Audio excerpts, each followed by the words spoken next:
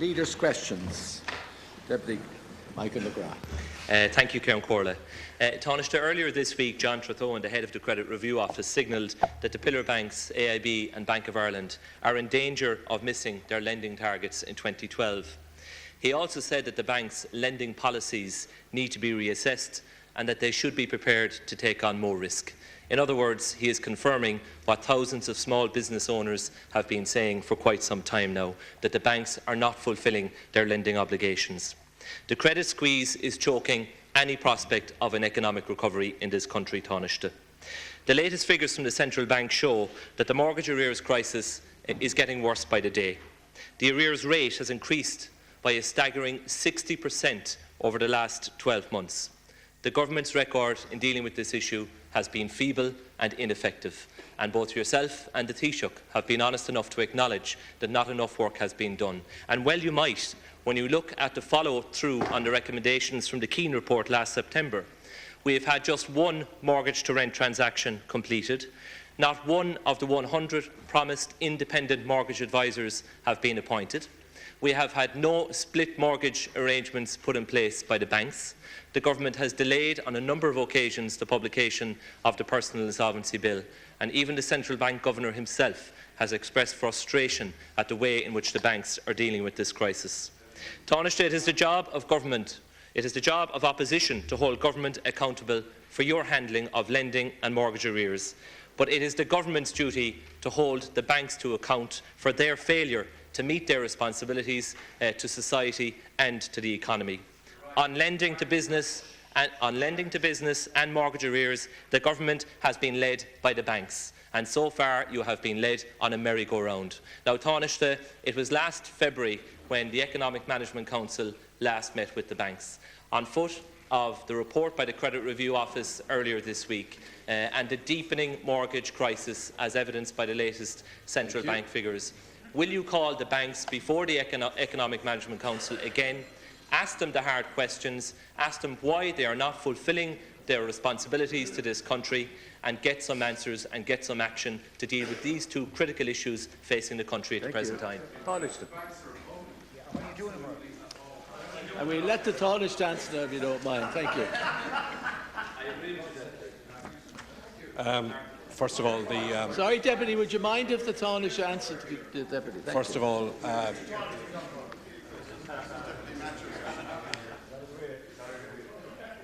when we're ready, thank you.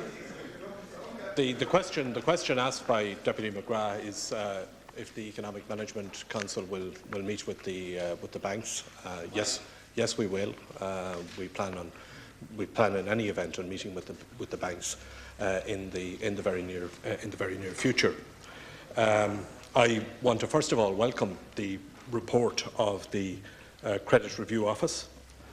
Since the office establishment in April 2010, 197 appeals have been received, and of the cases completed, 69 or 60% of the cases completed of these refusals were overturned, resulting in the banks subsequently supplying 6.9 million of credit and supporting 683 jobs in the SME sector. The government has set targets for lending targets for the banks, 3.5 billion in 2012 and 4 billion for 2013. Unlike the practice of the previous government, this government meets with the banks on a regular basis to discuss with them their progress or lack of it in meeting those targets. The effect, Deputy OD, is that the Credit Review Office has made decisions which have overturned banking decisions in respect of the provision of credit. Sorry, Deputy, your leader entrusted Deputy McGrath with the ability to ask this question. Would you let him hear the answer? Thank you. Sorry, please. In respect of the issue of mortgages, the government is publishing the personal insolvency legislation. That legislation is intended to be published this month. Unlike the previous government, this government has brought forward a range of measures through the Keane report addressing the issue of mortgage distress, which is very real and which is a priority for the government. The personal insolvency legislation will contain, for the first time in Irish law, non-judicial debt settlement arrangements which will be put in place, which will be of assistance to people who are in mortgage distress, who need to negotiate new arrangements with their banks. That legislation is intended will be published this month. Thank you. Deputy McGrath. Taoiseach, just to reiterate the record in respect of the Keane report, one mortgage to rent transaction completed. Not one of the promised 100 independent mortgage advisors have been appointed. No split mortgage arrangements put in place with customers, and the personal insolvency bill delayed time and again. That is your record in respect of mortgage arrears since you came to office. 60% increase in the rate of mortgage arrears. Those are the facts, and the response to date has been wholly inadequate. And Taoiseach, on the issue of credit, John Trethone put the government on notice earlier this week that the banks are not fulfilling their responsibilities. If you strip away the language used, in essence, he is saying that there is a real risk they won't meet their lending targets in 2012. They are risk averse. They are not supporting indigenous businesses who have new ideas to expand their existing operations. They are not fit for purpose. They are not meeting the needs of the economy at the present time. Now, I welcome the fact that you are going to meet with the banks at the Economic Management Council, but can you tell us when that is going to happen, and what are you going to be asking them to do? How are you going to hold them to account? But specifically, when will that meeting happen, Taoiseach? It's expected that meeting will happen in the next couple of weeks.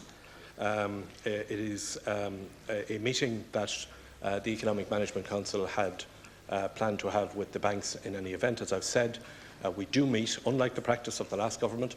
This government meets on a regular basis with the banks to discuss both the issue of lending to business, which is clearly hugely important, and also to discuss the issue of how the mortgage situation is being addressed.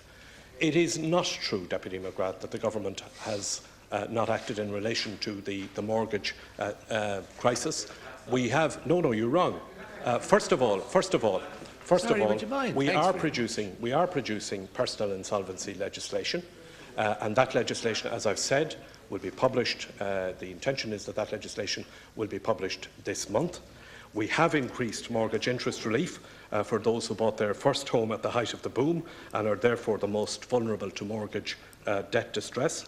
We have increased the budget for mortgage interest supplement to help those who have lost their jobs with their mortgage payment. And the Department of the Environment and the Housing Agency has been working with the banks on the rollout of the mortgage to rent initiative. So it is not the case, Deputy, that action has not been taken in respect of the mortgage issue.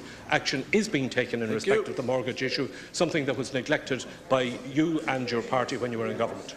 Deputy MacDonald.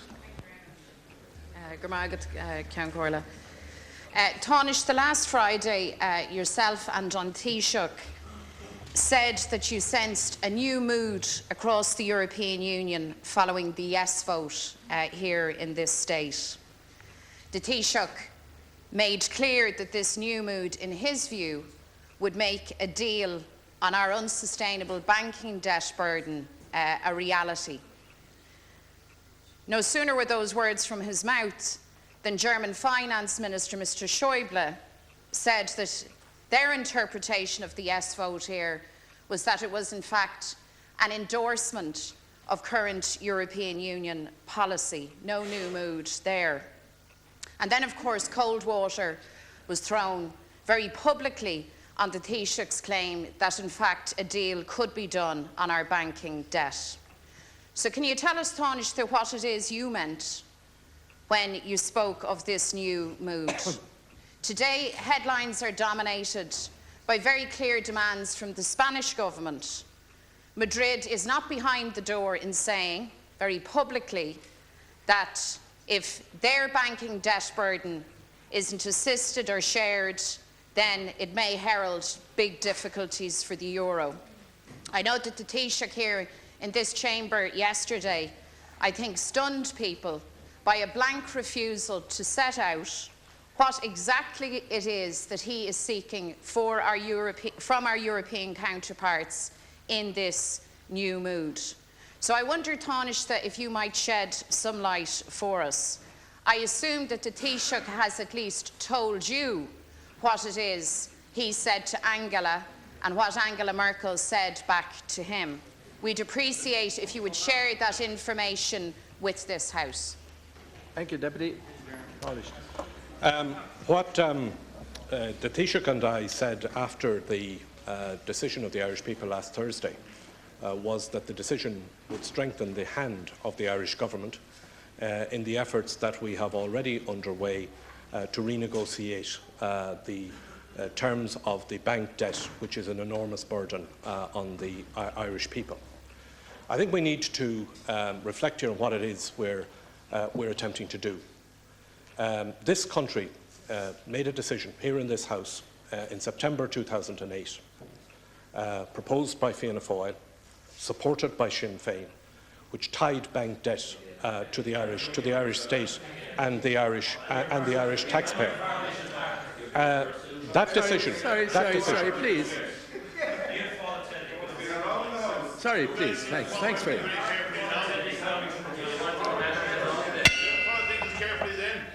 Would you please allow Taoiseach to answer? Yeah, I can, Corla. I mean, this is a serious issue for the Irish people, and I think it's a bit more serious now than people, playing parliamentary or party political games with it. The Irish taxpayer is burdened with a huge level of bank debt, and what this government is seeking to do is to alleviate that burden on the Irish taxpayer, to get a deal in respect of bank debt which is in the best interests of the Irish taxpayer.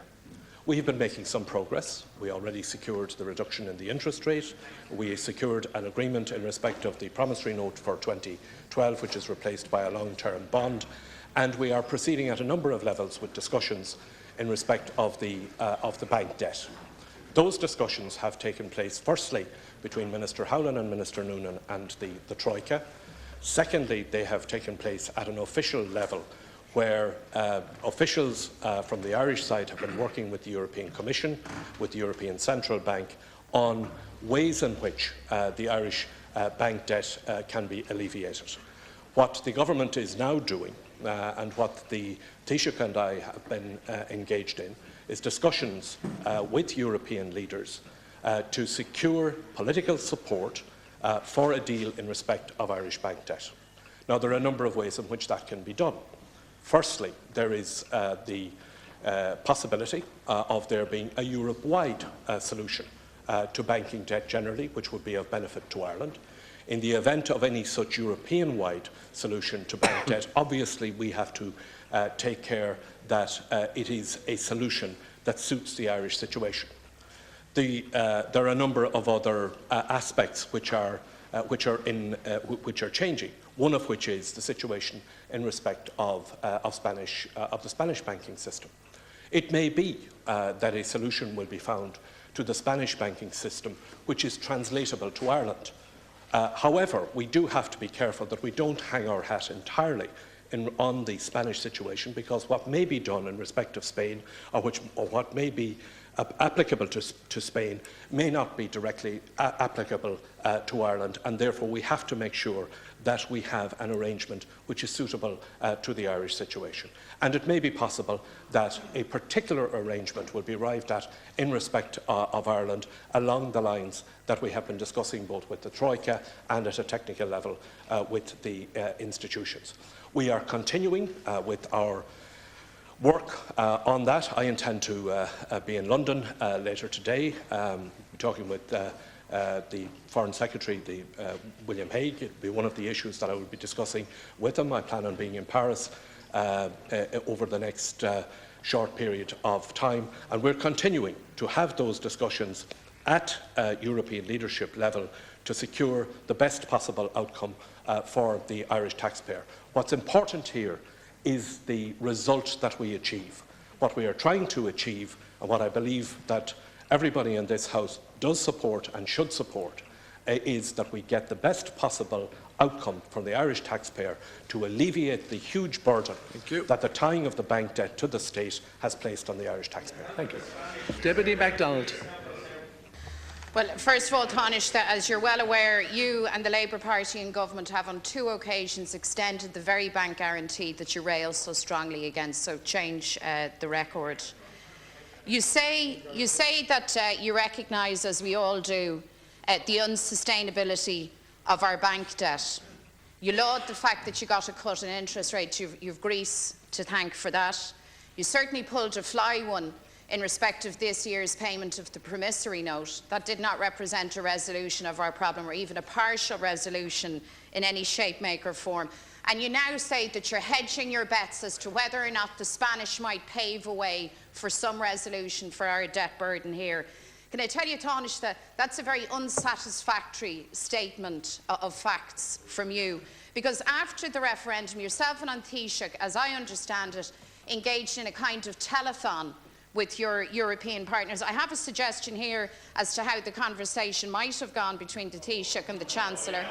Sorry, Guten Deputy, Morgen, you're over Angela. time for a little Auf Wiedersehen, Ende. Pet. I think at this stage, and given the gravity of the situation, that you acknowledge that it is completely unacceptable that you cannot give a clear-cut answer to this thought. And understand the problem, Taoiseach. The Taoiseach has repeatedly told us that he is not seeking any write-down of debt. He said that very clearly. Why can the same Taoiseach, and why can you not, as Taoiseach, come and in the same clear-cut language set out the position of precisely what it is you are seeking?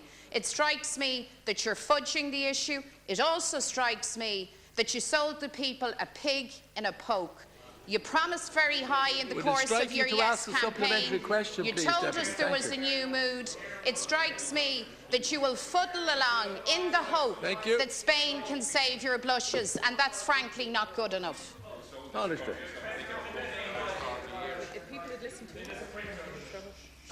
Cancórla, it seems to me that it doesn't matter what I say or what the Taoiseach says or what outcome we achieve. No matter what it is, Sinn Féin will come in here and play it for cheap party political advantage and just cheap party political point scoring. It is this issue is far too serious for that. The Irish people and the Irish taxpayers have been saddled with a huge bank debt. It was a mistake to tie the bank debt to the state. And what we now have to do is we have to negotiate our way out of that. And we have a clear objective. And the clear objective is to minimise that burden on the Irish taxpayer. We are doing those negotiations. This isn't something new. We've started. We have been working on this for quite some time. And we're very clear that our objective is to minimise the burden on the Irish taxpayer, and we're going to continue with that, and we are determined to get a result on that. And the wise decision that the Irish people made last Thursday against your unwise advice to them, that wise decision will strengthen the hand of the Irish government in pursuing that. And what really matters here is the outcome. And just as you will keep on saying that, no, we're not going to succeed. You said that in respect of the interest rate. We succeeded on the interest rate far better than you expected that we would. You said. Sorry, we can't hear. Frankly, Sinn Féin sneering.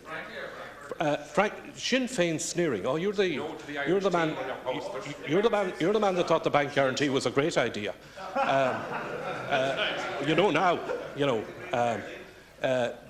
Sinn Féin sneering at what is a very real problem for the Irish people is not going to help the situation. What we have to do is we have to resolve it. The government is determined to do that, and the Taoiseach and I and every minister in the government will do that every single day until we get a result that is satisfactory for the Irish people. And on the day we do that, you'll come in here and you'll sneer about something else.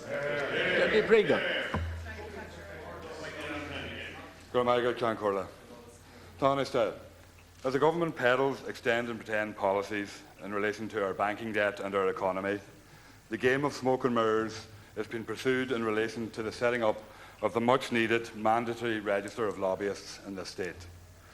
One would think that it looks more like that you're afraid that once that Pandora's box is opened, joining the dots may be an easy exercise and the protected list of vested interests in this country could prove a riveting read. The Department of Public Expenditure and Reform is supposed to be working on this legislation. But can you be more specific? And please don't bother to point it on the long finger, because like Pinocchio's nose, it'll soon fall off if it gets any longer. On March the 13th, Minister Howland promised a white paper within weeks and legislation to follow. So Tánaiste, can you please give us a date when we can expect to see a mandatory list of lobbyists in this country? Thank you, Deputy. Well, this government has committed itself to the introduction of legislation to provide for the registration of lobbyists. We've had and we've seen in the reports of both the Mahon and the Moriarty Tribunal what happens when we have an unregulated lobbying regime as we've had in this country. We need to know, the public are entitled to know, who is lobbying on behalf of vested interests of whatever kind, who is talking with government and with government agencies. And it is with that in mind that the government has committed itself to the introduction of legislation on the registration of lobbyists. That legislation is being brought forward by the Minister for Public Expenditure and Reform, and I'll check for you when it is expected to be published. Deputy Pringle. Thank you, Tánaiste. But it seems that the long finger is certainly out in relation to this one. And it's funny, it seems that Labour has gone over to the dark side on it. Because we do need this mandatory list of lobbyists. And it's not a complex piece of legislation, and it shouldn't be a difficult thing to do. It's over 16 months ago now since the government committed to ensuring that a list would be provided. And yet we have seen the reports of the Moriarty Tribunal, we've seen the reports of the Mahon Tribunal, and we've seen the damage that lobbyists for vested interests have done to this state in the past. So I think you need to put it on record that there's a matter of urgency to ensure that a mandatory register of lobbyists will be brought forward without any more delay. Thank you. Thank you, Deputy. There is no delay whatever in bringing forward the legislation on the regulation of lobbyists. The legislation is being prepared in the Department of Public Expenditure and Reform.